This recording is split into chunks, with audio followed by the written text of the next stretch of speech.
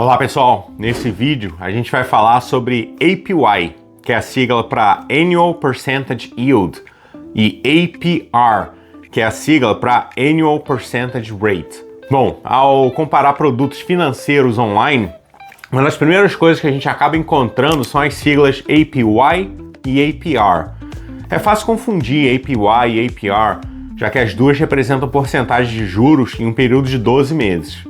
No entanto, como a gente vai ver, a APY é usada para expressar os juros que você vai receber sobre depósitos em produtos de poupança, enquanto a APR é usada para expressar os juros que você vai ter que pagar ao pegar dinheiro emprestado.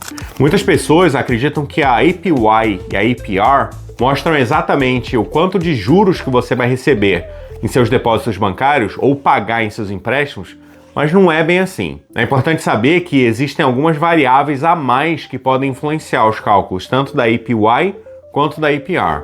Compreender o que entra no cálculo, além das diferenças conceituais entre APY e APR, pode ajudar você a tomar decisões financeiras melhores. Então vamos ver APY e APR com um pouco mais de detalhes para ver como esses dois termos diferem, tanto na teoria quanto na prática.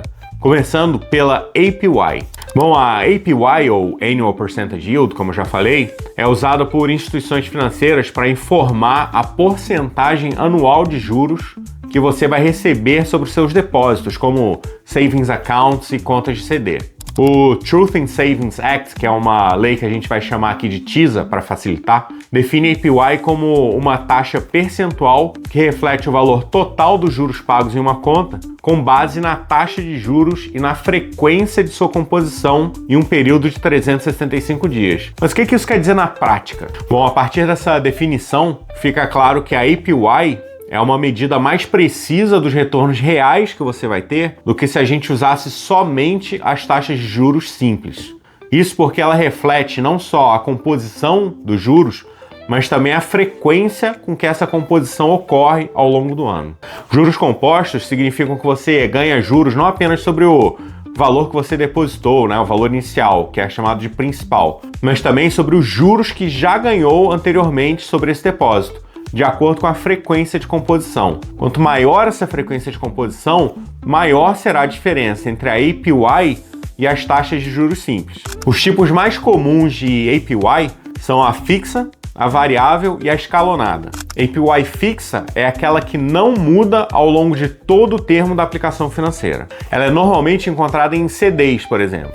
Já a APY variável é aquela que pode ser ajustada pelo banco, de acordo com as regras vigentes no momento em que você faz o depósito. Normalmente, esses ajustes são feitos mensalmente em resposta a mudanças na economia, especialmente nas taxas de juros, e são normalmente encontrados nas Savings Accounts e nas High Yield Savings Accounts. Por esse motivo, se você adquirir um produto com APY variável, é importante que você verifique essa APY mensalmente, para ter certeza de que aquele produto de poupança ainda é adequado para suas necessidades financeiras, e especialmente que ele ainda oferece retornos mais altos do que a inflação. Já a APY escalonada significa que ela varia de acordo com o valor do seu depósito. Existem níveis como degraus que determinam a mudança da APY. Por exemplo, se você tiver uma aplicação de até $999, a sua APY é de 1%. Entre $1.000 e $1.999, a APY já passa a ser de 1,5% e assim por diante. Regra geral, quanto mais dinheiro você tiver em um produto financeiro com APY escalonada, maior a APY. As instituições financeiras são obrigadas pelo TISA, que a gente já mencionou, a divulgar a APY dos seus produtos para que você consiga comparar com precisão os rendimentos entre produtos similares. Quanto maior a APY, mais dinheiro você vai ganhar em forma de juros sobre os seus depósitos. É importante saber também que o cálculo da APY não considera nenhuma tarifa, porque algumas tarifas não podem ser determinadas no momento em que você realiza o depósito. Por esse motivo que aqui na Invista América a gente está sempre ressaltando a importância de você evitar tarifas, porque elas afetam negativamente o rendimento da sua conta. Por isso, antes de adquirir um produto financeiro, você precisa ter certeza de que entendeu todos os custos envolvidos, já que eles diminuem a sua APY. Bom, vamos falar agora da APR. A APR, ou Annual Percentage Rate, é uma medida do custo de crédito, expressa como uma porcentagem anual, assim como a APY. Ela representa o custo que você vai ter ao adquirir um empréstimo, como cartões de crédito, financiamentos para automóvel, mortgages, entre outros. Uma lei chamada Truth in Lending Act, conhecido como TILA, exige que os credores divulguem a APR que cobram em cada um de seus produtos de crédito, para permitir que os consumidores comparem os custos dos empréstimos. Ainda de acordo com o TILA, a APR é determinada pela multiplicação da taxa periódica de juros pelo número de períodos do ano. Essa APR é prospectiva, e por isso ela não inclui alguns encargos financeiros específicos. Por esse motivo, os seus custos reais, ou a APR que você realmente vai pagar, pode ser um pouco mais alta do que a APR que estava anunciada. Além disso, a APR não leva em consideração a composição de juros, como a APY faz.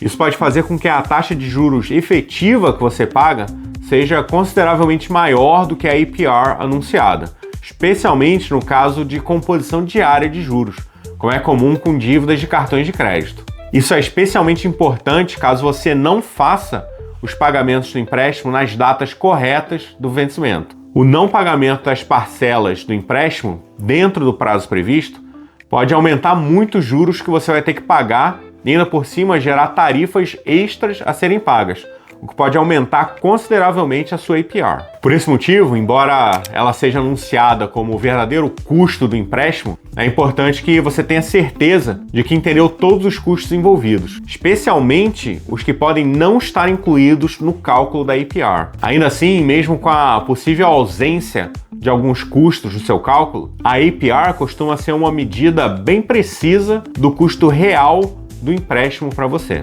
Existem alguns tipos de APR. Os principais são a Purchase APR, que é a que você paga ao adquirir um novo empréstimo, a Balance Transfer APR, que se aplica à transferência de saldos de uma dívida para outra, a Cash Advance APR, que, como o nome diz, se aplica a adiantamentos de dinheiro, a Penalty APR, que pode ser aplicada caso você atrase ou deixe de pagar uma das parcelas do empréstimo, e a Introductory APR, que é um tipo de APR promocional que alguns credores oferecem para incentivar você a contrair um novo empréstimo.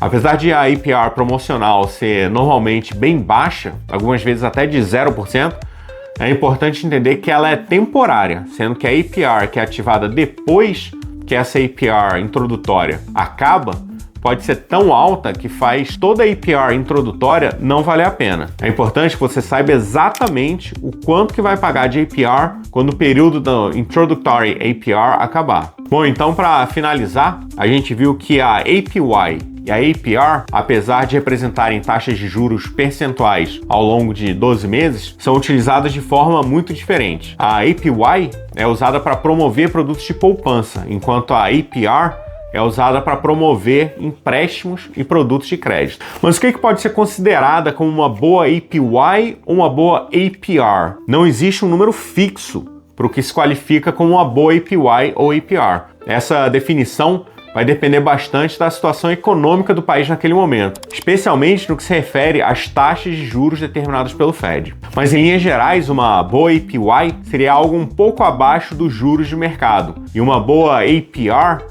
seria algo um pouco acima dos juros de mercado. Isso porque as instituições financeiras têm que cobrar pelos serviços que elas prestam, e para isso elas precisam ficar com parte dos lucros para financiar as suas operações. Mas o valor da APY e da APR oferecidas a você também vão depender da sua situação atual, especialmente da sua renda e do seu credit score. Por esse motivo, é importante que você compare a APY ou a APR oferecida a você com produtos iguais ou semelhantes oferecidos por outras instituições financeiras.